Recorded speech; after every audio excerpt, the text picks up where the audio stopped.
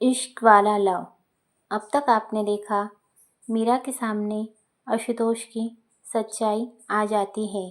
अब आगे मीरा बेख्याली में सड़क पर अकेली चल रही थी। उसे कोई होश नहीं था। उसकी आंखों के सामने आशुतोष के साथ बिताए हुए पल किसी रील की तरह चल रहे थे।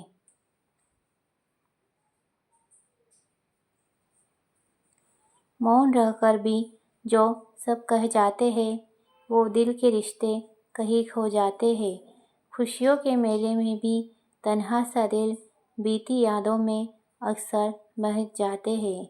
हर धड़कन में छिपा है एक नाम जिससे बंधा है दिल का अरमान। चाहा उन्हें हर पल हर घड़ी पर रह गया अधूरा हमारा प्यार सदा।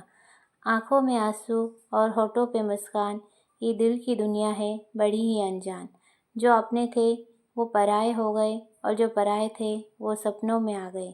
ज़िंदगी के सफ़र में ये सबक मिला, हर दर्द में छिपा है कोई सिलसिला। दिल टूटा है तो टूटने दो, कभी कभी बिखरने में भी सुकून मिलता है। ऐसे ही बेख्याली में मीरा कब घर पहुंच गई उसे पता भी नहीं चला।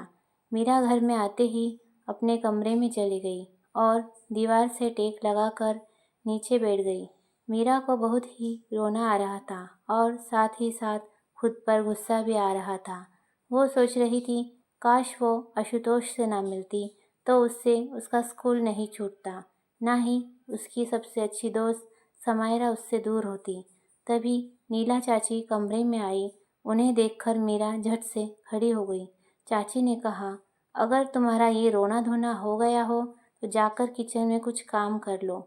मैं बाहर जा रही हूँ, शाम का खाना रेडी रखना। मीरा चुपचाप किचन में गई और खाना बनाने लग गई। नीला चाची धीरे धीरे घर का सारा काम मीरा के ऊपर डाल दिया। ऐसे ही कुछ दिन बीत गए। एक दिन मीरा बर्तन साफ कर रही थी, तभी नीला किचन में आई और मीरा की कलाई पकड़कर कहा, छोड़ो ये सब काम और जाकर जल्दी से रेडी हो जाओ और अच्छे से रेडी होना। मैंने तुम्हारे कमरे में एक नई ड्रेस रखी है, उसे पहन लेना। मीरा ने कहा, क्या बात है चाची, हमें कहीं बाहर जाना है? नीला ने कहा, नहीं, कहीं बाहर नहीं जाना है। दरअसल आज तुम्हें देखने के लिए लड़के वाले आ रहे हैं, तो तुम जल्दी से रेडी हो जाओ। नीला की बात सुनकर मीरा हैरानी से नीला चाची को देखने लगती है। नीला ने कहा, अब ऐसे क्या देख रही हो, जैसे मैंने तुम पर कोई जुल्म कर दिया हो। वैसे भी जैसी तुम्हारी हरकतें हैं, कोई भी अच्छा रिश्ता तो तुम्हें मिलने से रहा। फिर भी तुम्हारे लिए एक बहुत अच्छे और बड़े घर का रिश्ता देखा है। बस एक बार तुम उन्हें पसंद आ जाओ, फिर मैं तुम्हें इस घर से विदा करने में ज़रा भी देरी नहीं करूँगी। अब चुपचाप से जाकर रेडी हो जाओ, वरना तुम तो जानती हो मैं क्या करूँगी। मीरा के पास नीला की बात मानने के अलावा और कोई ऑप्शन नहीं था। मीरा अपने कमरे में गई और रेडी हो गई। कुछ देर बाद मीरा हॉल में बैठी थी, लड़के और उसके घर वालों के सामने। लड़का दिखने में ठीक ठाक था। उसे तो पहली नज़र में ही मीरा पसंद आ गई। लड़के की माँ यानी सविता जी ने कहा, हमें तो लड़की पसंद है, अब बस आप जल्द से जल्द शादी की डेट फिक्स कर दीजिए। नीला ने कहा, ठीक है, तो फिर शुभ काम में देरी कैसी? मैं अभी पंडित जी को बुलाती हूँ और शुभ मुहूर्त निकलवाती हूँ। ये सब बात सुनकर मीरा के हाथ पैर फूल गए। उसे पता था चाची उसकी शादी करवाएंगी, पर यह सब इतनी जल्दी हो जाएगा ये उसे नहीं पता था।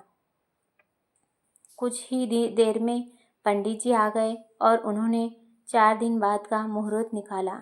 मीरा अपने कमरे में रो रही थी और अपने पापा को याद कर रही थी। पापा, आप कहाँ हो? कब आओगे? मुझे आपकी बहुत याद आ रही है। मुझे आपकी ज़रूरत है। प्लीज़ मुझे यहाँ से ले जाइए। दादी भी इस शादी के लिए मान गई है। नीला चाची ने उन्हें भी अपने बातों में फंसा लिया है। शादी की तैयारियों में कब 4 दिन गुजर गए पता ही नहीं चला। और फिर आया शादी का दिन। Meera golden and pink combination वाले लहंगे में किसी अप्सरा जैसी लग रही थी। मीरा और उसका पति मंडप में बैठे होते हैं और तभी अमन वहाँ आ जाता है। अमन जब दूल्हे का चेहरा देखता है उसके होश उड़ जाते हैं। अमन ऊंची आवाज़ में कहता है, रुको, ये शादी नहीं हो सकती। आखिर क्यों रोकी अमन ने मीरा की शादी? जानने के लिए देखिए इश्क वाला लव का अगला पार्ट। और मेरी स्टोरी अच्छी लगी तो मेरे चैनल को सब्सक्राइब कीजिए, लाइक कीजिए।